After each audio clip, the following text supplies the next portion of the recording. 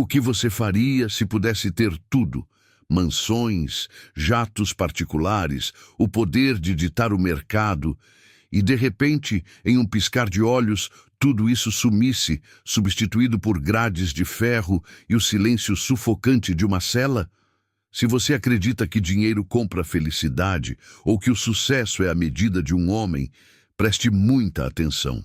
Porque a história de Arthur Vance não é sobre ganhar bilhões, é sobre perder tudo para finalmente encontrar o que realmente importava. E essa busca, meus amigos, custou a ele mais de 100 milhões de dólares. Este é Arthur Vance. Até alguns anos atrás, ele era um ícone, um verdadeiro titã de Wall Street, o homem que transformou um simples empréstimo estudantil em um império financeiro global. Ele não apenas jogava o jogo do mercado, ele o reescrevia. Para Arthur, o único pecado era a mediocridade, e a única divindade digna de devoção era o lucro absoluto. Sua vida era uma sinfonia de excessos cuidadosamente planejados. Um penthouse em Manhattan, com vista de 360 graus, um Ferrari usado apenas para ir à padaria por esporte, festas tão extravagantes que faziam o resto do mundo parecer sem cor. Ele tinha status, tinha poder, tinha adoração. Arthur se sentia invencível, acima de qualquer limite ou consequência. Ou pelo menos era isso que ele acreditava enquanto tudo parecia funcionar. Mas existe um preço para a ambição desmedida, e para Arthur esse preço foi a própria alma. A ganância o cegou. Ele cruzou linhas perigosas, ignorou alertas claros e cometeu o erro fatal de acreditar que era maior do que as regras, maior do que a justiça e maior do que qualquer consequência possível. O castelo parecia sólido por fora, mas já estava condenado a ruir de dentro para fora. O dia em que agentes federais o levaram algemado de sua mesa de mogno foi o dia em que o mundo de Arthur desabou. Em poucas horas, tudo aquilo que levou décadas para construir começou a virar pó. E a queda, meus amigos, foi longa, humilhante e dolorosa. Em um instante, ele negociava fusões que valiam países. No seguinte, negociava um lugar para sentar no pátio de uma penitenciária federal. O mais chocante não foi a perda da liberdade ou da fortuna. Foi o vazio que restou. Todos os bens, todos os amigos interesseiros, todo o glamour, tudo não passava de uma cortina de fumaça, escondendo uma solidão profunda. Arthur estava rico e famoso aos olhos do mundo, mas completamente miserável por dentro, encarando o silêncio de uma vida construída sobre aparências e interesses frágeis. E é aqui que nossa história realmente começa. Não na glória dos skylines iluminados, mas na escuridão de uma cela fria. Uma cela onde Arthur Vance, o homem que um dia teve tudo, seria forçado a encarar a única coisa que nunca conseguiu comprar: a própria alma. Fique comigo, porque no pior lugar possível, Arthur faria a negociação mais importante de toda a sua vida. Para entender a profundidade dessa transformação, precisamos voltar ao auge de Arthur. Ele acordava às 4 da manhã, não por necessidade, mas porque acreditava que dormir era desperdiçar potencial. Sua mentalidade era simples e implacável. O medo é o maior inimigo do sucesso. Ele vivia repetindo que se você não está ganhando, está perdendo. E segundo ele, perder jamais era uma opção aceitável. A família existia, mas apenas como parte do cenário. Uma esposa linda, quase um troféu, e filhos que viam mais a babá do que o próprio pai. Eles eram acessórios do sucesso, não a fonte da alegria. Arthur os amava à sua maneira distorcida, substituindo presença e tempo por presentes caríssimos. Quantos de nós já tentamos preencher vazios emocionais com coisas materiais, acreditando que isso resolveria tudo? Ele era um mestre em justificar suas próprias ações, as transações duvidosas. É assim que o jogo funciona. As pessoas esmagadas no caminho eram fracas demais. Mas por trás do terno de grife e do sorriso confiante, Arthur estava se desintegrando, Pílulas para dormir, pílulas para acordar e doses crescentes de adrenalina apenas para sentir algo. Ele era escravo do controle que tanto idolatrava. O império de Arthur foi construído sobre risco, astúcia e, eventualmente, ilegalidade. Quando o FBI começou a investigar, ele riu. Acreditava ter os melhores advogados, os melhores contadores e a melhor blindagem corporativa. Mas quando um castelo de cartas começa a cair, a queda é sempre exponencial. Uma denúncia, um e-mail comprometedor, um testemunho inesperado. E, de repente, tudo veio abaixo. Os amigos desapareceram. Os advogados exigiam pagamentos adiantados absurdos. A esposa pediu o divórcio quando o fluxo de dinheiro secou. O julgamento virou um circo midiático, mas o momento mais frio não foi ouvir o veredito de culpado. Foi olhar ao redor e perceber que não havia ninguém por ele. Seu poder tinha sido uma ilusão cuidadosamente construída ao longo dos anos. A sentença foi implacável. 15 anos de prisão, perda total de todos os bens em multas e indenizações, de US$ 100 milhões a zero absoluto. O destino final era uma cela de 4 por 3 metros. O CEO que mandava no mundo agora recebia ordens para acordar, comer e dormir. A penitenciária não se importava com quem Arthur Vance havia sido no passado. Lá dentro, Arthur era apenas o número 487. O choque inicial foi físico. A comida ruim, o barulho constante, a falta total de privacidade. Mas o verdadeiro tormento era mental. Imagine uma mente acostumada a operar em escala global, reduzida a contar os minutos até a próxima refeição. A liberdade externa tinha acabado, mas o maior confronto acontecia dentro da própria consciência. Ele tentou negar, barganhar, planejar fugas intelectuais. Tentou subornar guardas com promessas vazias. Nada funcionou. A raiva virou depressão. Arthur passava semanas em silêncio, encarando paredes de concreto, revivendo erros e traições. Ele odiava o mundo, mas odiava ainda mais o homem que via refletido no metal frio da pia da cela. Foi nesse abismo que algo inesperado começou a surgir. A fé, para Arthur, não surgiu como ritual ou tradição, mas como uma nova maneira de viver. O homem que antes só calculava lucros, agora calculava impacto.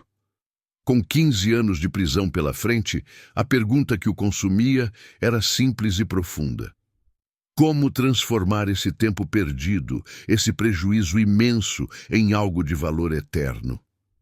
Pela primeira vez, ele pensava além de si mesmo.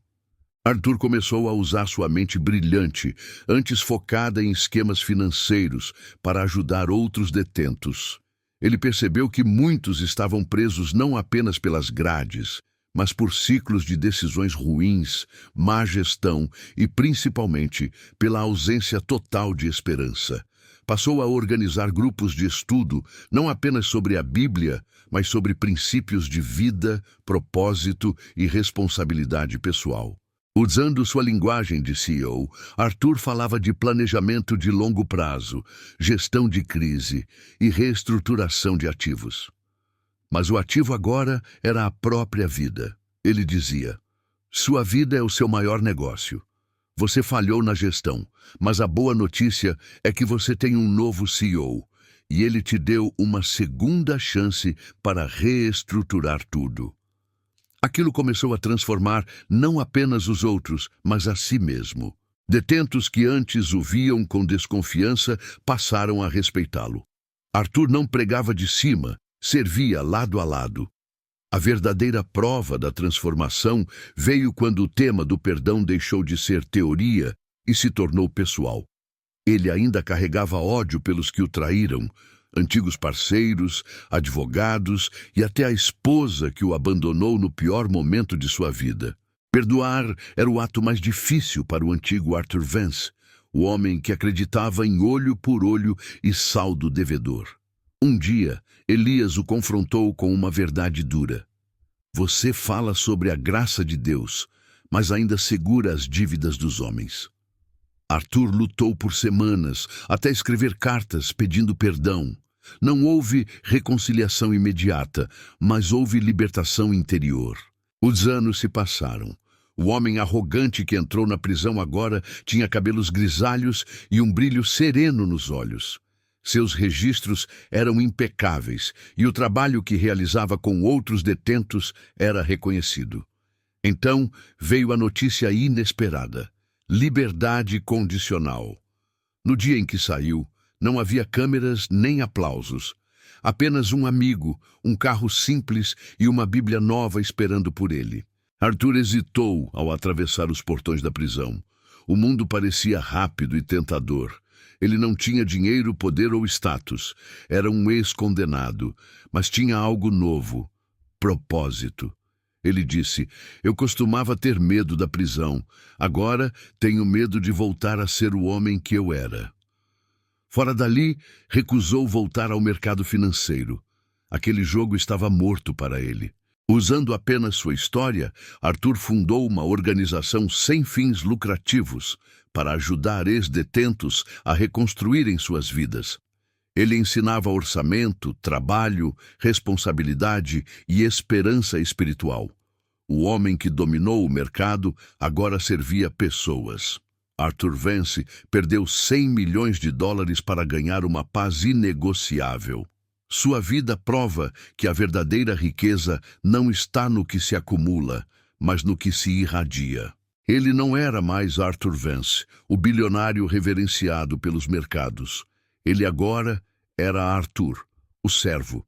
Sua riqueza não era mais medida em contas bancárias, mas nas vidas transformadas que tocava diariamente. A salvação que encontrou nas sombras da prisão se tornou a luz que ele irradiava para aqueles que ainda viviam presos na escuridão do medo, da culpa e da ausência total de propósito.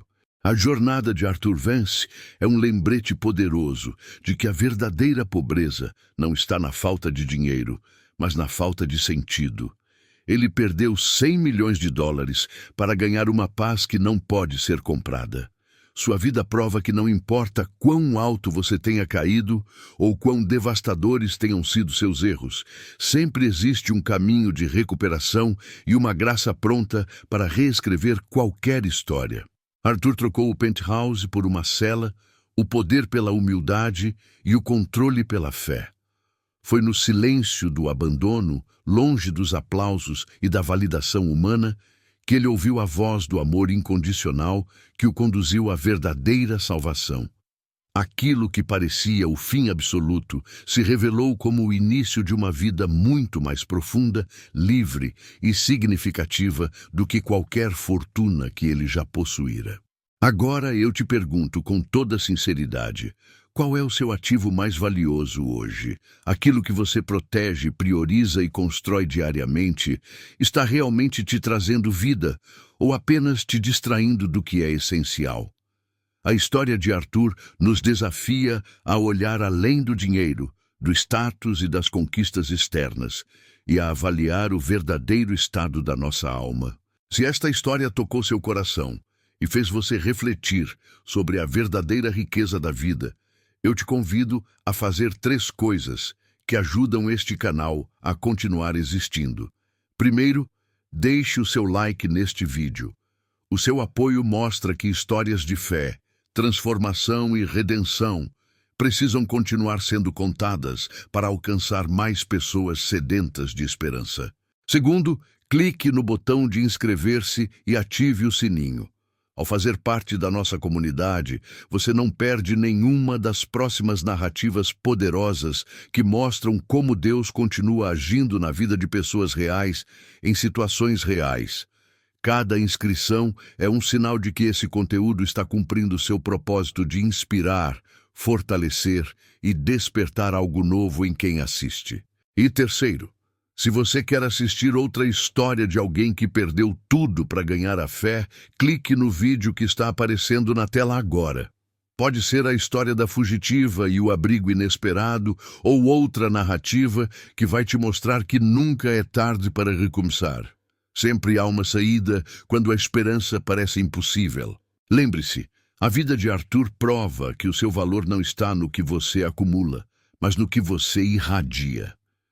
Pessoas podem perder dinheiro, status e até liberdade, mas jamais perdem a chance de encontrar sentido, propósito e redenção quando escolhem o caminho certo. Que essa verdade permaneça com você muito além deste vídeo. Muito obrigado por ficar comigo até o final desta jornada. Que a sua semana seja repleta de propósito, paz e decisões que aproximem você daquilo que realmente importa. Até o próximo vídeo e, como sempre, fique com Deus.